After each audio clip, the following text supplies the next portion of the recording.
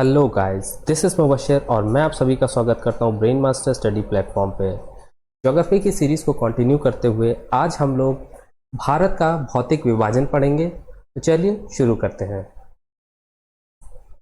अगर हम भारत के भौतिक विभाजन की बात करें तो भारत को 6 मेजर पार्ट्स में डिवाइड किया गया है।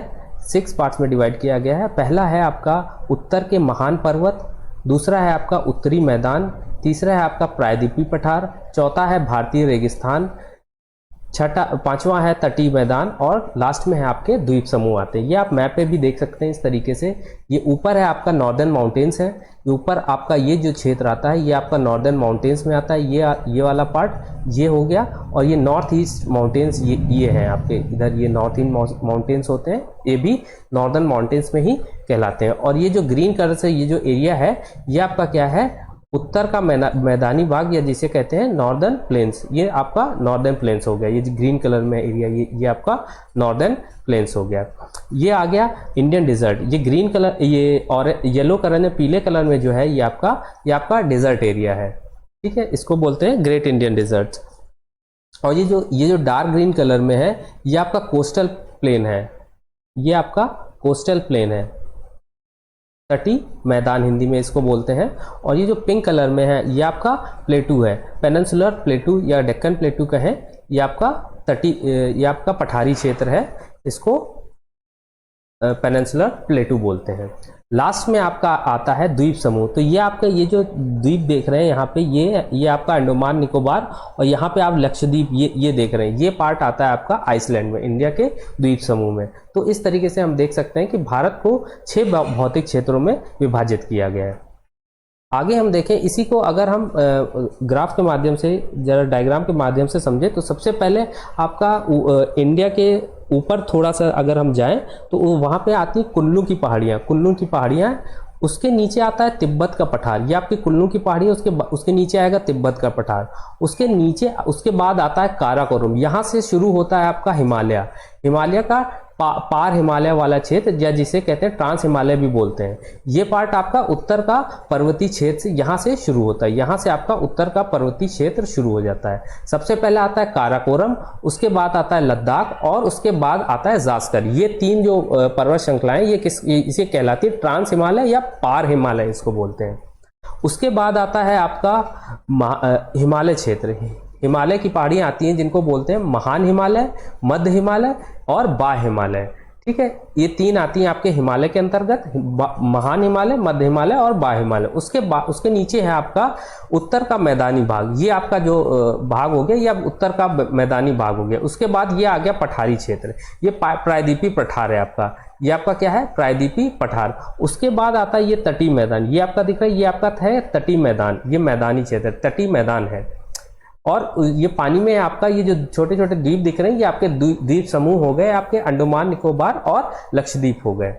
ठीक है, आगे हम देखें। सबसे पहला हमारा जो था great Indian mountains of north, उत्तर के महान पर्वत। इसको कितने भाग में डिवाइड किया गया, इसको बेसिकली 3 भाग में डिवाइड किया। उत्तर के जो मैदान पर्वतीय क्षेत्र है, उत्तर के महान पर्वत जो है उसको 3 भाग में डिवाइड किया है।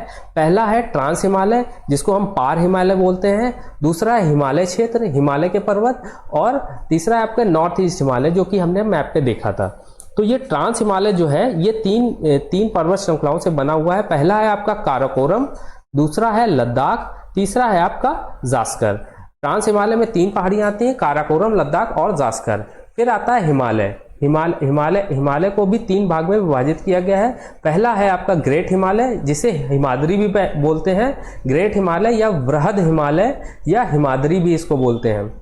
उसके नीचे आता है आपका लेसर हिमालय या इसे हम हिमाचल भी बोलते हैं, या कहें मध्य या लघु, निम्न या हिमाचल। इसको 3 नाम से, हिंदी में 3 नाम से जाना जाता है, मध्य हिमालय, लघु हिमालय या निम्न हिमालय।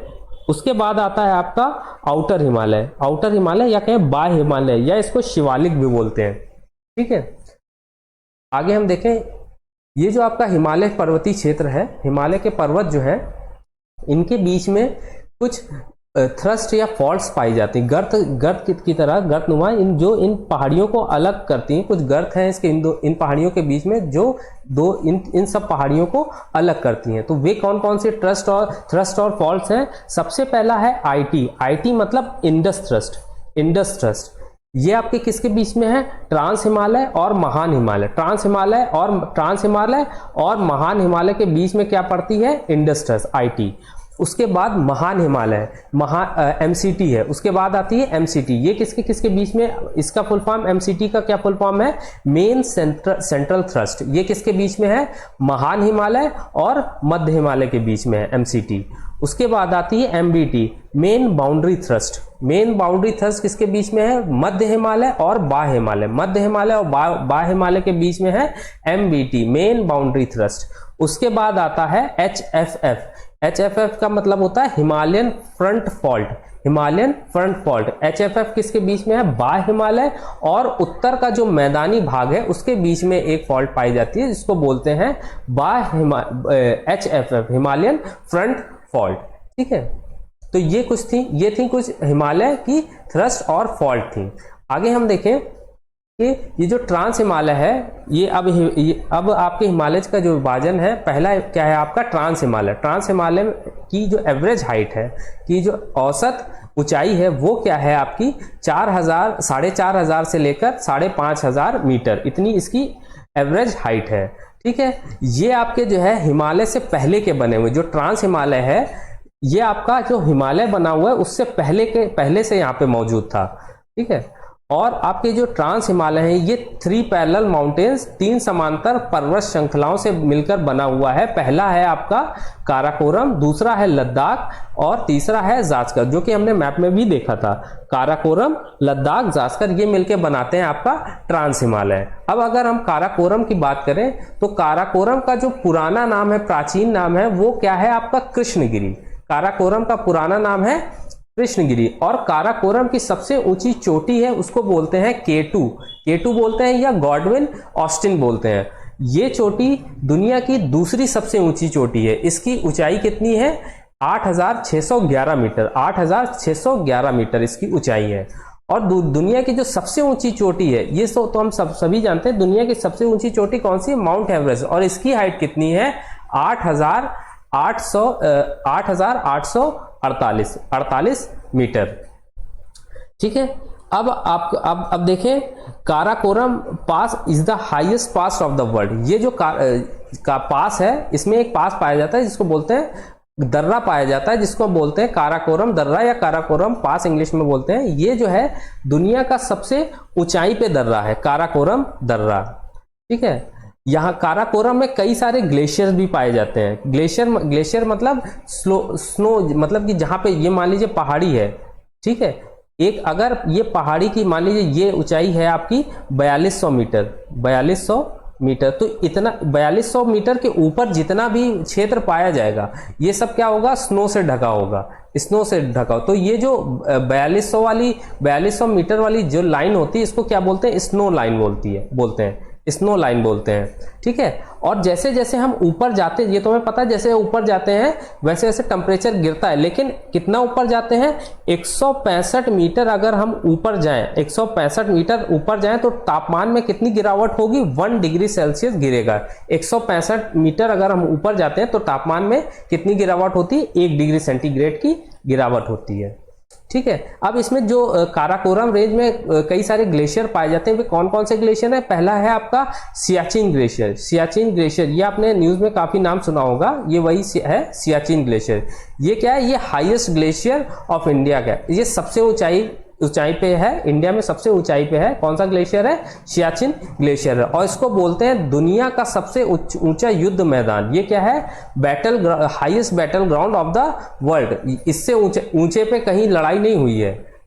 यही एक ऐसा प्लेस है दुनिया में जहां पे लड़ाई होती है, जो कि इंडिया और पाकिस्तान के बीच में रहती है। सियाचिन ग्लेशियर ये क्या कहलाता है? आपका highest battle ground of the world. और 1984 में एक ऑपरेशन चलाया गया था, ऑपरेशन मेघदूत चला गया था for recapitalisation of the Siachen को पे फिर से कब्जा करने के लिए, ये पाकिस्तान ने उस समय कब्जा कर लिया था, तो इसको फिर से कब्जा करने के लिए एक ऑपरेशन चलाया गया था, ऑपरेशन मेघदूत। तो 1984 में ये फिर से इंडिया ने इस पे कब्जा कर लिया था। ऑपरेशन का क्या नाम था? ऑपरेशन मेघदूत। ये भी आपको याद रखना है, ये कभी कभी पूछ दिया जाता है, ठीक है। यहीं से इसी ग्लेशियर से नुब्रा नदी निकलती, नुब्रा नदी इसी ग्लेशियर से निकलती है। एक नदी है नुब्रा जो कि सियाचिन ग्लेशियर से निकलती है। और काराकोरम रेंज में कौन कौन से और ग्लेशियर पाए जाते हैं? एक है बाल्टोरो, एक है साल्टोरो, एक है हिस्पर, एक है बैफो, एक है हुंजा। ये 6 आपके जो आपके हैं ग्लेशियर, ये आपके कहाँ पाए जाते हैं? काराकोरम माउंटेन रेंज में। आगे हम देखें, काराकोरम के बाद आपकी आती है लद्दाख। लद्दाख का क्या अर्थ होता है? लाखों दर्रों का घर। यहाँ पे कई सारे दर्रे पाए जाते हैं, कई सारे पासेस पाए जाते हैं, तो इसका नाम वहीं से लिया गया। लद्दाख मतलब लाखों दर्रों का घर। इसकी हाईएस्ट पीक, इसकी सबसे ऊंची चोटी कौन सी? माउंट राकापोशी। माउंट राकापोशी ये है, ये लद्दाख में पाई जाती है। इसकी सबसे ऊंची चोटी है माउंट राकापोशी, और इसकी ऊंचाई कितनी है? 7,788 मीटर। ये ऊंचाई किसकी है? माउंट राकापोशी की। माउंट राकापोशी क्या है? सबसे तीव्र ढलान वाली चोटी है, कि सबसे, जैसे एक ढलान हो गई ये और एक ढलान हो गई ये, तो ये क्या हो गई? तीव्र ढलान हो गई। तो सबसे दुनिया में सबसे तीव्र ढलान जिस चोटी की है, उस चोटी का नाम है माउंट राकापोशी। और ये किस माउंटेन रेंज में पड़ती है? ये लद्दाख माउंटेन रेंज में पड़ती है, ठीक है। ये लद्दाख का पठार भारत का सबसे ऊंचा पठार है। ये जो आपका लद्दाख का पठार है ना, ये भारत में सबसे ऊंचा पठार है। तो इसको हम कभी कभी क्या बोलते हैं? इसको मिनी तिब्बत भी बोला जाता है, क्योंकि ये भारत का पठार है, सबसे ऊंचा पठार है। तो तिब्बत दुनिया का सबसे ऊंचा पठार है, तो इसको हम क्या बोलते हैं? मिनी तिब्बत। लद्दाख के पठार को और किस नाम से जाना जाता है? मिनी तिब्बत नाम से जाना जाता है। ये और कुछ घाटियां यहां पाई जाती हैं, नुब्रा घाटी, जैसे कि नुब्रा घाटी, सेंचर घाटी, पुंगा घाटी, ये लद्दाख में ही स्थित है। और ये जो पुंगा घाटी है ना, ये आपकी क्या है? गर्म जल का स्रोत है। पुंगा घाटी ये क्या है? गर्म जल का स्रोत है, गर्म जल का प्राकृतिक स्रोत। यहां पे गर्म जल पाया जाता है। किस घाटी में पाया जाता है? पुंगा घाटी, नेचुरली पाया जाता है।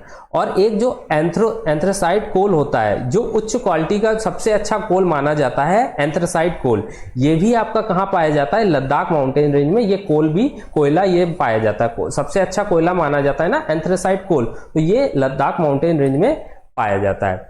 और तीसरी पर्वत श्रृंखला आपकी कौन सी है? जास्कर पर्वत श्रृंखला। तो इसमें से कुछ झीलें निकलती हैं, जैसे शेषनाग, बेरीनाग, ठीक है। ये सब झीलें कहाँ हैं? आपकी जास्कर पर्वत श्रृंखला में ये सब झीलें हैं। और झेलम नदी जो है, ये भी इसी पर्वत श्रृंखला से होकर निकलती है। झेलम नदी क्या है? झेलम नदी जास्कर पर्वत श्रृंखला से निकलती है, ठीक है। और आपका जास्कर श्रेणी में कश्मीर घाटी जो है, कश्मीर घाटी का निर्माण क्या है? इसी पर्वत श्रृंखला में होता है। इसी श्रृंखला में, पर्वत श्रृंखला अगर पूछा जाए कि कश्मीर घाटी किस पर्वत श्रृंखला में पाई जाती है, तो आपको आंसर देना होगा जास्कर पर्वत श्रृंखला, ठीक है। अब आगे देखें, वूलर झील का निर्माण, वूलर झील का निर्माण भी जो है आपका, वो इसी पर्वत श्रृंखला से होता है। जो वूलर झील बनती है वो इसी पर्वत श्रृंखला से बनती है। और जो आपका ये आपका जो आपका श्रीनगर है, श्रीनगर जो है ये भी आपका किस में पड़ता है? जास्कर रेंज में ही आता है श्रीनगर, ठीक है। और भारत पाकिस्तान का बॉर्डर जो है, ये भी यही पर्वत श्रृंखला निर्धारित करती है। इंडिया पाकिस्तान बॉर्डर भी जास्कर माउंटेन रेंज ही निर्धारित करती है, यही बनाती है, ठीक है। तो दोस्तों, ये आज हमने पहला पार्ट पढ़ा है इसमें, फिजियोलॉजिकल डिवीजन ऑफ इंडिया में। कल नेक्स्ट पार्ट हम लोग नेक्स्ट वीडियो में कवर करेंगे।